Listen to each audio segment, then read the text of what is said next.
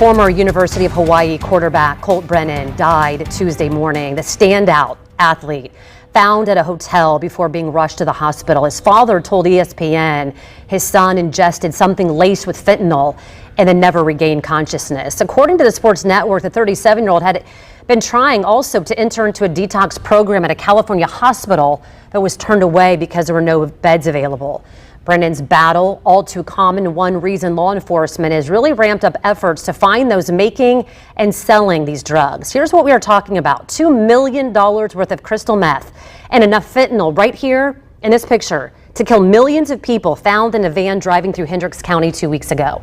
Friday, a speeding driver in a semi pulled over, and inside his tractor trailer, that middle shot, 160 pounds of meth. Then deputies in Bartholomew County tell us they have administered Narcan twice as many times for people ODing compared to this time last year. So, DEA Assistant Special Agent in Charge Mike Gannon, we asked him to join us live via Zoom to answer my question. And Mike, good morning to you. What is going on?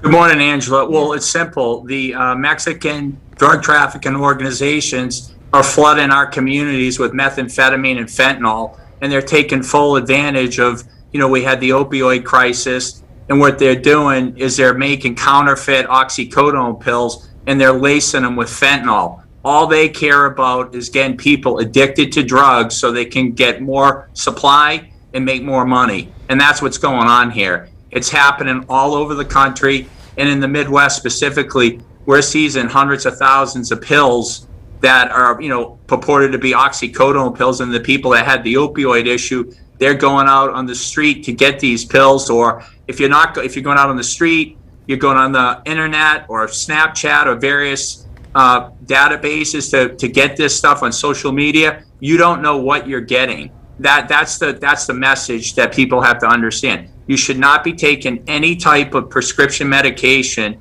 unless you've been to a doctor and they've evaluated you and prescribed it for you, and you're getting it from a reputable pharmacy. But they're taking full advantage of that, and they're flooding our communities with this. I know you can't talk about specific cases, but I want to ask you, because I want to know that you, Mike Gannon, are working to get this, from coming into our communities. We'll have that discussion later, because I know you can't talk about it right now. But for those that don't know, maybe there's somebody young watching this morning, because we don't have a lot of time with our breaking news that we're dealing with today. We know that fentanyl is 55% more powerful than heroin. Do you think that people, in a lot of cases, like you mentioned, they don't know that things that they're taking are laced with this stuff?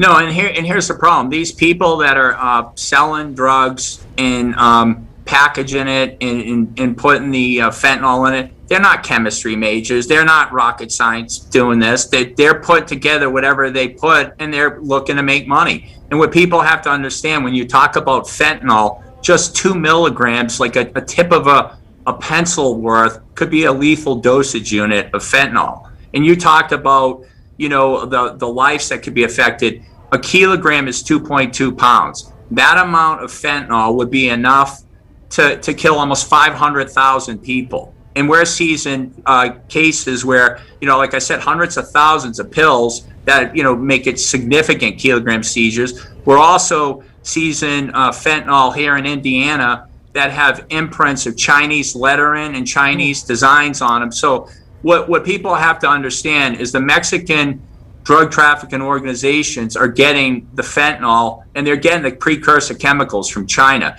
And DEA's launched Project Wavebreaker to work hand in hand with our state and local partners to really pick up our enforcement efforts. And we're also looking to get interdiction stops, which you're seeing more and more with the local authorities. Yeah, I apologize that I have to cut you off. I'm going to have you back on and talk about those programs.